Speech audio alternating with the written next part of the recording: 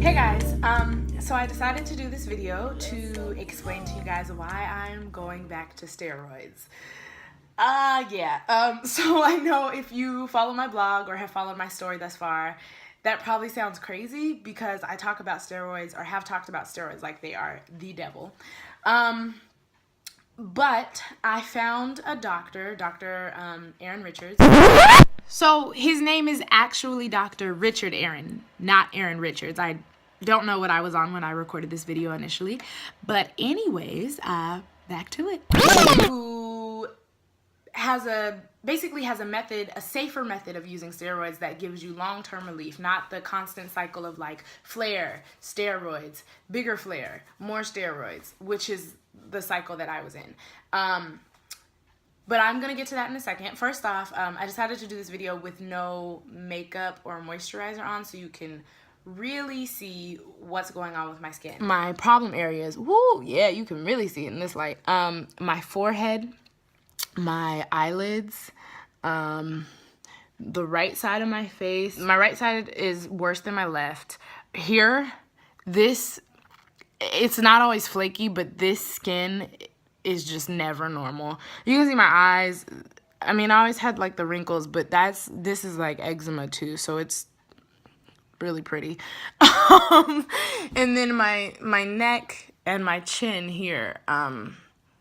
Yeah, this area I've been like working out more consistently, and like whenever I work out, this itches like crazy. And at night too, keeps me up at night sometimes, so it just like doesn't really heal. And then my hands, which have been my biggest problem area since the beginning of time. My wrists, these also itch like crazy. Like at night, this keeps me up at night. You can see here it's raw. I think I did that last night. And then on my arms, you can see that, well, in this lighting, you can't really see a little bit. So this is like my skin color here, and then down here, it just gets darker, and the skin is very, very rough. And this often like flakes in this area. The insides of my wrists, it's just, you know, not really normal. So that's what's going on with my skin. So first off, let's talk about why I stopped moisture withdrawal. Earlier I said I'm doing this video with no moisturizer. I did moisture withdrawal the first time probably like a month before I left for DC. So let's say October of 2015, I started moisture withdrawal for the first time because that's when I first learned about it. And I went to DC and I did a show. I had like a flare when I first got there, and I was doing a show, putting on makeup, but still doing moisture withdrawal, and my skin got so much better. Like, actually, honestly, it was the skin on my face and my neck. The skin on my body was very discolored and didn't quite go back to normal. Like my arms, instead of being dark, this was all light. And same with on my legs. I had light patches, and maybe on my back. I don't remember. But yeah, but on my face, my skin got a lot better. And then I came back to Seattle on an airplane, and I don't know, like that's still airplane air or like the bacteria in the air. I don't know. Basically, I flared when I got home, and I never really got back to normal. And then I started moisture withdrawal again in March of 2016 of this year. And I was like, I never should have stopped. I wrote a whole blog post about it. But I was being vain, and I was. And so I started again. But this time, my skin didn't get better like it did the first time. It like got better to a point, and then it never really got past that point. And so I decided to go back to the dermatologist to start up light therapy because I had found some relief with light therapy before. And when I was there, she was like, let me, swab your skin to see if you have staph infection. She did that before, probably like a year before, and I did have staph infection. She put me on oral antibiotics. I ended up having to take 2 rounds because I still had the infection, and an ointment. But it never got better. And I took the 2 rounds of oral antibiotics, and I was so pissed because I was like, I didn't want to even take these, and it didn't even help. And so after that, I was like, oh, I'm done with the dermatologist. obviously I wasn't because I went back. But anyway, so she swabbed my skin again, and I still had staph infection. But this time I was like, I'm not taking the antibiotics, I'm not taking any of your ointments or creams because it didn't do anything. And so I kind of just ignored it for a while. And then after doing some research, I found out that staph infection actually, I mean, I kind of knew this, but I didn't realize to the extent. Staph infection makes eczema worse. A lot of people who have eczema have staph infection because we have open wounds on our skin. Can you see that? I'm trying to find like the right lighting. The redness there, that's just open skin. And so everyone has staph on their skin, but when you have eczema, you have these open wounds that bacteria gets into and causes infections in your bodies. So I looked up all these natural remedies to get rid of staph infection. So I started, first I started like cleaning my sheets like every 2 days. I never slept on the same pillowcase. I would like turn it over and then after 2 days, you know, wash it. I stopped using like hand towels because that's just a breeding ground for bacteria, and my hands are, hello, my biggest problem area. So the reason why moisture withdrawal worked the first time and why it's so successful for a lot of people is because staph love a moist environment. So when you stop moisturizing, it's like it can kill off the staph infection because that's not the type of environment that they like to live in. And so the first time it was successful. This time, not so much. And so when I figured that out, I was like, well, you know, I'm going to start moisturizing with coconut oil because it's antibacterial. I'm going to use tea tree oil. I'm going to use my Manuka honey masks. I'm going to, you know, put tea tree oil in my Dead Sea salt baths. This isn't all natural, but recommended by the dermatologist. I did bleach baths, which is like half a cup of bleach in an entire, you know, tub to kill the bacteria. I was just doing everything that I could to get rid of it. And again, it was like I got better to a certain point, but I mean, look at me. So that's why I stopped moisture withdrawal. And then I also did research and found Dr., like I said earlier, Dr. Aron Richard. Again, Dr. Richard Aron. And so his whole theory is that the reason why people suffer so much from eczema is because they have staph infection. And the staph infection is causing the breakouts. And so his method to treat it is to take a small amount of topical steroids, dilute it in moisturizer, and also add an antibacterial cream in that as well, diluted in the moisturizer.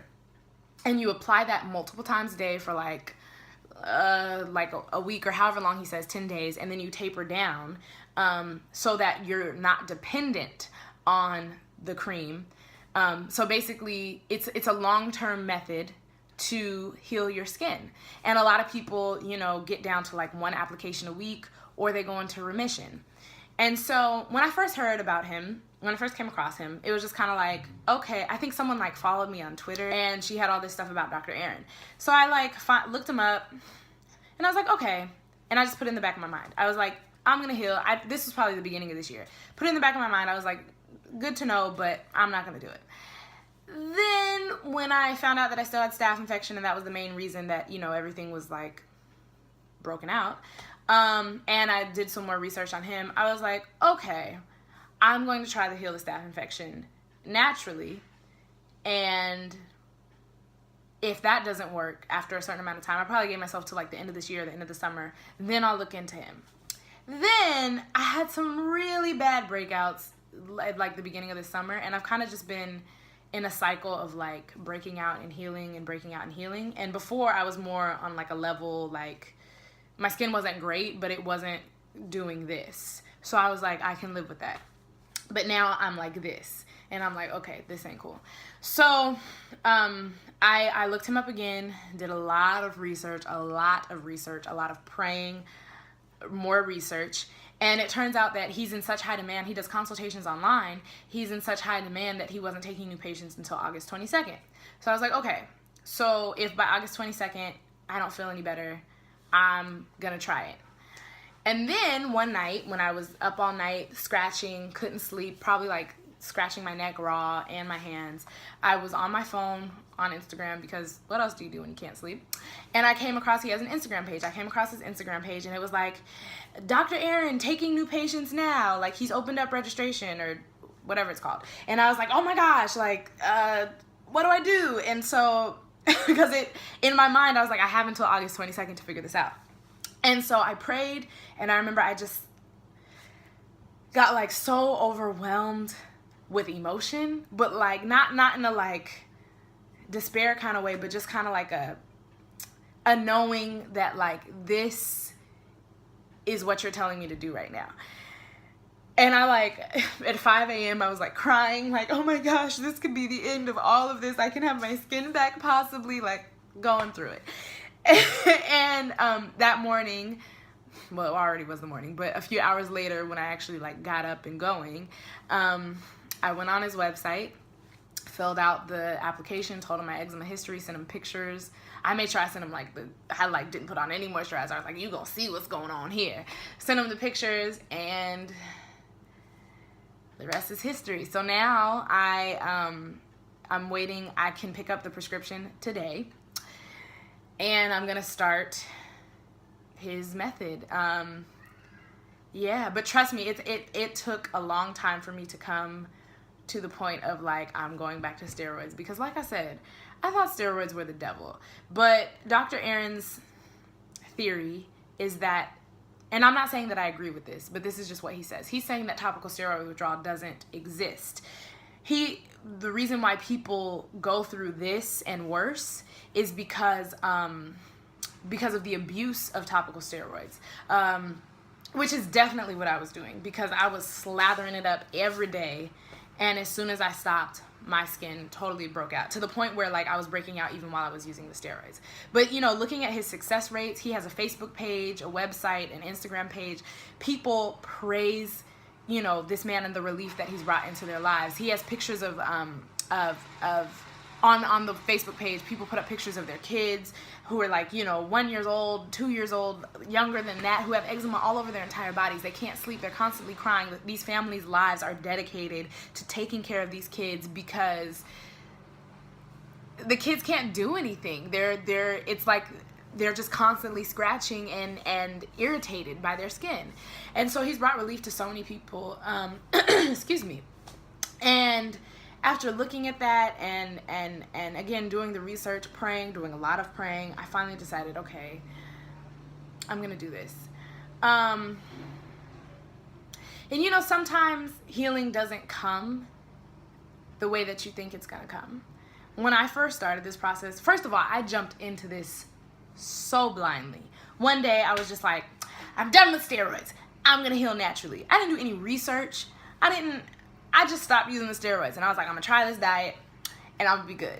No, girl, no. First of all, you need to do the research. You need to know what you're getting yourself into. You need to have a plan. I didn't have a plan. The same way with how I jumped into the GAPS diet. I had a habit of jumping into things blindly, and then like halfway through the process being like, oh, I didn't know this. Oh, snap. Like, I wasn't prepared for this because I didn't do any research. So that's a huge lesson that I've learned in this process. But also, healing doesn't always come the way that you think it's going to come.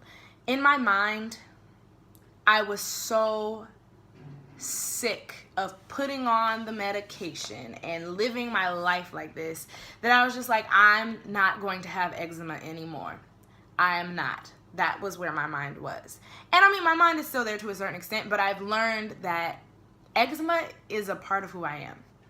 It's shaped the way that I view the world, the way that I view myself. It's shaped my experiences. It's the whole reason that I moved home to Seattle, which has brought some amazing opportunities that I never would have gotten before, because I did not want to come home to Seattle. Seattle's amazing. It's great, but it's where I'm from. I don't want to be here. Anyways, but I love being here now for the time being. Eczema is a part of who I am, and it's a part of my whole experience. And I'm not saying that one day I won't be completely free from it, but I think instead of just trying to deny a part of who I am, I'm learning to accept this is a part of my experience and my story. And instead of just like pretending that it doesn't exist, I'm going to deal with it in the best way that I can so that I can have a better quality of life. I would love to sleep through the night every night. I would love to like put on makeup for auditions and for shows, and 5 minutes later not have it like flaking and like itching and feeling crazy. I would love to go to the gym and work out without like, as soon as I break a sweat, having to like scratch my neck raw, or like, anyways. It's deeper than that, but the point is, I'm ready for a better quality of life. I'm ready to take my healing to the next level, even though it's not the way that I thought it would be. A lot of times the way God works isn't the way that we think it would be. But trust me, again, I've done the research, I've prayed, I took a lot of time to think about this next step, and this is the right thing for me. If you are going through topical steroid withdrawal, if you are suffering from eczema, I just pray that you stay strong mentally, physically, emotionally, and spiritually, because it takes all of that. It tests you on all of those levels. I think people don't understand that. They're like, oh, your skin breaks out, no big deal. No, it's a lot deeper than that. The social anxiety, the depression, like, it's so much deeper than that. But the thing is, when you are able to overcome it, you're stronger for it. You're better for it when you can overcome those obstacles that come your way. And so that's what I'm learning. I'm overcoming the obstacles that are coming my way. So again, if you're going through this, I pray for you. And if you're considering, doing the Aron method, the Dr. Aron method, do the research. If you pray, pray. If you meditate, meditate about it. If you have a counselor, talk to them about it. Like, do what you have to do in order to come up with the right decision for you. But at the end of the day, you have to do what's best for you. And I wasn't sure about this for a long time, because I was like, oh, I've been talking about this on my blog for so long, and people are going to think I'm fake or whatever. And finally, I just came to the conclusion that, like, I'm sharing my journey, but I have to do what's best for me. And maybe this is going to help someone else. So this is the path that I'm going on. I'm going to post an update, and as I'm talking, I'm like scratching my hand. Great. Hopefully that will be gone soon. But the point is, I'm going to, post updates of my journey. And if you want more details about anything that I talked about, I'm going to post some links, below and on the blog entry. This will be not exactly what I'm saying, but I'm going to write out a blog post as well. So check that out. I'm taking the next step in my journey. This doesn't mean that I'm going to be healed overnight, or that, like, tomorrow after the first time I apply the cream, like, I'm going to have amazing, flawless skin. It's still a journey. I'm still on the journey. So stay tuned. Stay updated on the blog. I'm still going to be posting things. Just because, I'm taking a different journey of healing doesn't mean I'm stopping. I'm going to continue to share. And not only about my skin, about, other things like I always do. So thanks for tuning in. Thanks for listening to this long, 19 minutes. Lord, thank you for listening and staying with me. And yeah, stay tuned. There's more to come.